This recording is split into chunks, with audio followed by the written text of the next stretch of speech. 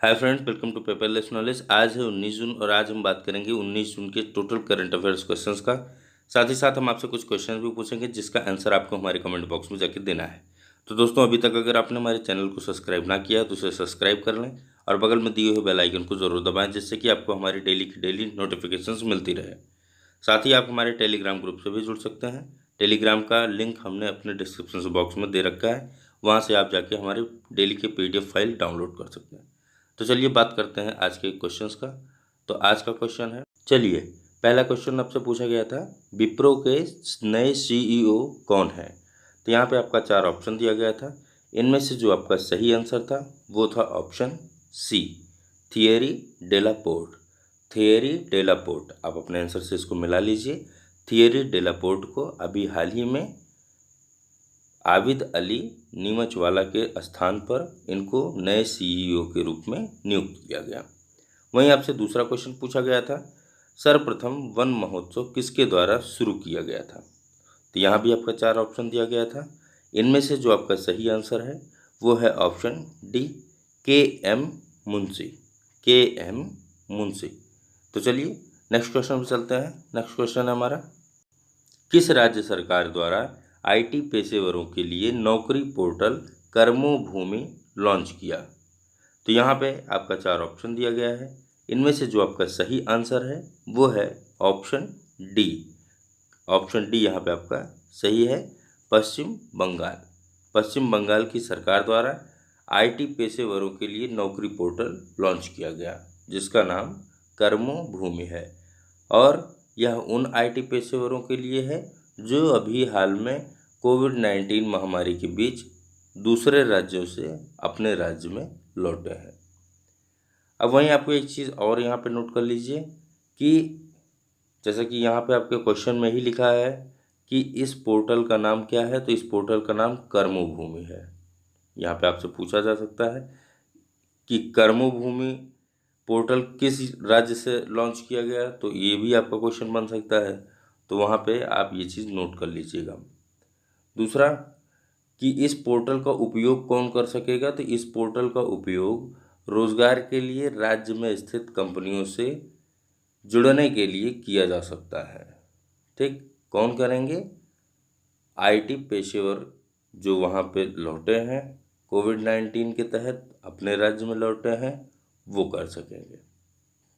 चलिए बात कर लेते हैं पश्चिम बंगाल की। तो पश्चिम बंगाल की राजधानी कोलकाता है और यहाँ की मुख्यमंत्री ममता बनर्जी हैं। नेक्स्ट क्वेश्चन पे चलते हैं। तो नेक्स्ट क्वेश्चन है हमारा, भारतीय पाम उद्योग के लिए परियोजना किसके द्वारा शुरू की गई। यहाँ पे आपका 4 ऑप्शन दिया गया है। इनमें से जो आपका सही आंसर है वो है ऑप्शन ए, KVIC। KVIC के द्वारा अभी हाल में ही पाम उद्योग योजना को शुरू किया गया है। KVIC का मतलब खादी और ग्रामोद्योग उद्योग, ये आप लिख लीजिए, खादी और ग्रामोद्योग उद्योग।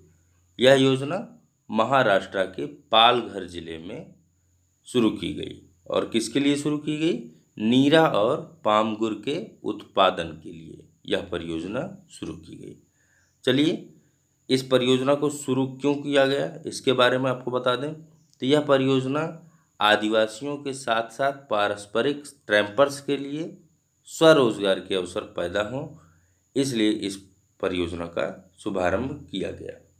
और साथ ही साथ शीतल पेय और मिठाइयों आदि के विकल्प के रूप में नीरा और ताड़ को बढ़ावा देगा और पाम के कुशल व्यवसायीकरण के लिए टूल किट भी विकसित किए जाएंगे। यहाँ पे जो पाम के कुशल व्यवसायीकरण है उनके लिए टूल किट भी विकसित किए जाएंगे। चलिए नेक्स्ट क्वेश्चन पे चलते हैं। तो नेक्स्ट क्वेश्चन है हमारा, कोविड-19 लोक शिकायत पर किस केंद्रीय मंत्री ने फीडबैक कॉल सेंटर शुरू किया। यहाँ पे आपका क्वेश्चन था। अब आपका यहाँ पे 4 ऑप्शन दिया गया है। इसमें से जो आपका सही आंसर है वो है ऑप्शन सी, जितेंद्र सिंह। जितेंद्र सिंह के द्वारा अभी हाल ही में जो कि केंद्रीय मंत्री हैं उन्होंने सार्वजनिक शिकायतों पर फीडबैक कॉल सेंटर शुरू किया है। उन्होंने कुछ नागरिकों के साथ बातचीत भी की इसमें और जिनकी शिकायतों का सफलतापूर्व निवारण भी किया। ठीक, उनकी शिकायतों का सफलतापूर्वक उन्होंने निवारण किया और उसी के बिहाफ पर उन्होंने फीडबैक कॉल सेंटर की शुरुआत की। चलिए नेक्स्ट क्वेश्चन पे चलते हैं। नेक्स्ट क्वेश्चन है हमारा, खेलो India state centre for excellence की स्थापना किस मंत्रालय द्वारा की गई। यहाँ पे आपका 4 ऑप्शन दिया गया था, जिसमें से जो आपका सही आंसर है वो है ऑप्शन डी, खेल मंत्रालय। ठीक, खेल मंत्रालय द्वारा अभी हाल ही में स्टेट सेंटर फॉर एक्सीलेंस की स्थापना की गई, जिसके तहत जो पहले चरण में कर्नाटक, उड़ीसा, केरल, तेलंगाना, अरुणाचल प्रदेश, मणिपुर, मिजोरम और नागालैंड खेल सुविधाओं को उत्कृष्टता के केंद्र में उन्नत किया जाएगा। ठीक, और यह प्रत्येक राज्य और केंद्र शासित प्रदेशों में एक मजबूत खेल पारिस्थितिकी तंत्र बनाने के लिए केंद्र होंगे। वहीं आपको बता दें कि राज्य और केंद्र शासित प्रदेश केंद्र को चलाएंगे और इसे विश्व स्तरीय खेल सुविधा में बदलने की क्षमता बनाएंगे। ये सब खेल मंत्री किरण रिजिजू के माध्यम से किया गया। चलिए नेक्स्ट क्वेश्चन पे चलते हैं। नेक्स्ट क्वेश्चन है हमारा, नाबार्ड की निवेश शाखा नव वेंचर्स ने अपना पहला निवेश किस ग्रामीण फिनटेक स्टार्टअप में किया है। यहाँ पे आपका 4 ऑप्शन दिया गया है, इसमें से जो आपका सही आंसर है वो है ऑप्शन बी, जय किसान। जय किसान में अभी नाबार्ड की निवेश शाखा नव वेंचर्स ने अपना पहला निवेश ग्रामीण फिनटेक स्टार्टअप में किया है। आपको बता दें नाबार्ड की बात की गई है तो नाबार्ड का पूरा नाम पहले आप लिख लीजिए, national agricultural board of rural development act. ठीक, तो इसने अभी हाल ही में RES फंड ने ग्रामीण फिनटेक स्टार्टअप जय किसान में अपना पहला निवेश किया है। नववेंचर्स की बात की गई है तो नववेंचर्स मई 2019 में 500 करोड़ से अधिक के प्रस्तावित कापर्स के साथ लॉन्च किया गया था और मुंबई स्थित स्टार्टअप में 30 करोड़ के फंडिंग राउंड के हिस्से के रूप में इसने निवेश किया गया था। ठीक, चलिए नेक्स्ट क्वेश्चन की बात करते हैं। नेक्स्ट क्वेश्चन है हमारा, चीनी कार निर्माता GWM ने अपने विनिर्माण संयंत्र को आधुनिक बनाने के लिए किस भारतीय राज्य के साथ समझौता ज्ञापन पर हस्ताक्षर किया। तो यहाँ पे आपका 4 ऑप्शन दिया गया है, इनमें से जो आपका सही आंसर है वो है ऑप्शन ए, महाराष्ट्र। महाराष्ट्र के साथ अभी हाल ही में चीनी कार निर्माता GWM ने विनिर्माण संयंत्र को आधुनिक बनाने के लिए महाराष्ट्र के साथ ज्ञापन पर हस्ताक्षर किया है। आपको बता दें कि यह एक समझौता है जिस पे उसने हस्ताक्षर किया है और GWM भारतीय बाजार में प्रवेश करने वाली नवीनतम चीनी वाहन निर्माता है। इस निवेश से 3000 लोगों को रोजगार मिलने की उम्मीद है और कंपनी ने भारतीय बाजार में $1 बिलियन का निवेश करने की अपनी योजना की भी पुष्टि की है। नेक्स्ट क्वेश्चन पे चलते हैं। नेक्स्ट क्वेश्चन है हमारा, भारत पहली बार किस देश में विजय दिवस परेड के लिए अपनी तीनों सेनाओं को भेजेगा। यहाँ पे की जगह पे में लिख लीजिएगा। तो यहाँ पे आपका जो सही आंसर होगा वो है ऑप्शन सी, रूस। ठीक, तो भारत पहली बार रूस विजय दिवस परेड के लिए अपनी तीनों सेनाओं को भेजेगा। यह परेड दिवस मॉस्को में हो रहा है जहाँ पे भारत अपनी तीनों सेनाओं को भेज रहा है। और आपको बता दें कि विक्ट्री डे परेड में हिस्सा लेने के लिए लगभग 75 से 80 कर्मी मॉस्को जाएंगे, जिसमें 25 सैनिक थल सेना, नौसेना के 25 सैनिक और वायुसेना के 25 सैनिक होंगे। इसमें आपको बता दें कि इससे पहले 2015 में भारतीय सेना ने परेड में हिस्सा लिया था और यह पहली बार है जब भारत की तीनों सेनाएं इसमें भाग लेंगी। विक्ट्री डे की बात की गई है तो विक्ट्री डे 9 मई को मनाया जाता है, जो कि कोविड-19 के संकट के कारण स्थगित कर दी गई थी और 1945 में नाजी जर्मनी के आत्मसमर्पण को चिन्हित करने के लिए यह मनाया जाता है। ठीक, तो नोट कर लीजिएगा कि यह क्यों मनाया जाता है और कब मनाया जाता है? तो 9 मई को मनाया जाता है और 1945 में नाजी जर्मनी के आत्मसमर्पण को चिन्हित करने के लिए मनाया जाता है।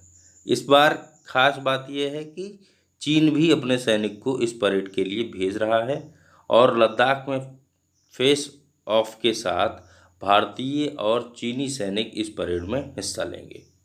चलिए नेक्स्ट क्वेश्चन पे चलते हैं। नेक्स्ट क्वेश्चन है हमारा, फीफा के द्वारा जून के लिए जारी फुटबॉल वर्ल्ड रैंकिंग में किस फुटबॉल टीम को प्रथम स्थान प्राप्त हुआ है? तो यहाँ पे प्रथम स्थान की बात हुई है, तो आप पहले लिख लीजिए कि प्रथम स्थान बेल्जियम को प्राप्त हुआ है। ठीक, और वहीं सेकंड पे आपका फ्रांस का नाम आता है। किसका? फ्रांस का। और थर्ड पे अगर आप बात करेंगे तो थर्ड पे ब्राज़ील का नाम आएगा। ठीक, आपको हम चौथे और पाँचवें स्थान के बारे में भी बताएंगे। तो चौथे स्थान पे उरुग्वे का नाम आता है और पाँचवें स्थान पे क्रोएशिया का नाम आता है। अब बात कर रहे थे हम फुटबॉल टीम को प्रथम स्थान प्राप्त होने की, तो बेल्जियम को प्राप्त हुआ था। अगर हम भारत की बात करेंगे तो इस रैंकिंग में भारत को किस स्थान पर रखा गया है? वो 108वें स्थान पर रखा गया है, जो कि भारत के अभी 1187 अंक हैं और इसे इस बार ना तो कोई नुकसान हुआ है और ना तो कोई फ़ायदा हुआ है।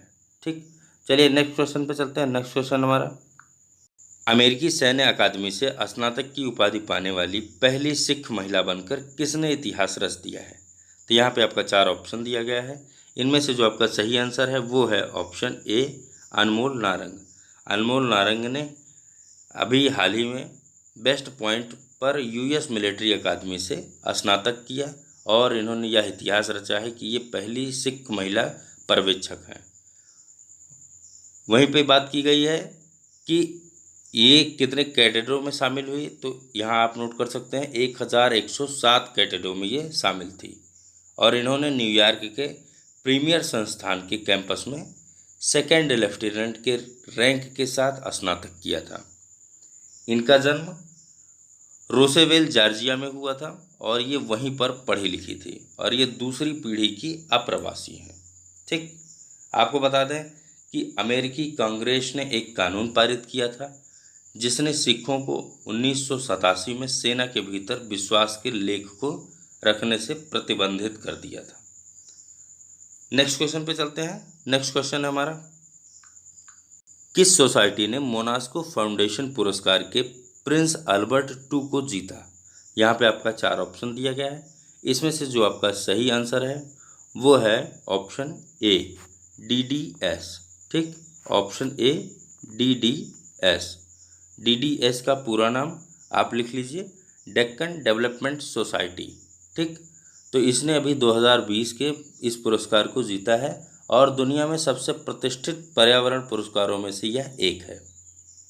चलिए बात करते हैं आगे। तो इसकी घोषणा मोनास्को फाउंडेशन के उपाध्यक्ष और CEO ओलिवियर वेंडेन के राजकुमार अल्बर्ट II ने की थी। इसे अपमानित भूमि के पुनर्वास और जैव विविधता को बढ़ावा देने के लिए DDS महिलाओं के काम के मान्यता से सम्मानित किया गया। चलिए नेक्स्ट क्वेश्चन की बात करेंगे। तो नेक्स्ट क्वेश्चन में आज हम अपने 2 क्वेश्चंस के बारे में बात करेंगे। तो यहाँ पे आपसे पहला क्वेश्चन जो पूछा गया है, अंतर्राष्ट्रीय जैव विविधता दिवस कब मनाया जाता है? वहीं दूसरा क्वेश्चन आपसे पूछा गया है, किस भारतीय राज्य में फैनी शराब को बनाया जाता है? दोनों क्वेश्चंस में 4-4 ऑप्शन दिए गए हैं, तो इनका एक आंसर होगा जिनका आपको आंसर हमारे कमेंट बॉक्स में जाके देना है। तो दोस्तों जाइए कमेंट बॉक्स में और अपना आंसर टाइप कीजिए। तो आज की वीडियो में इतना ही, फिर कल मिलेंगे किसी अदर वीडियो के साथ। तो तब तक के लिए धन्यवाद।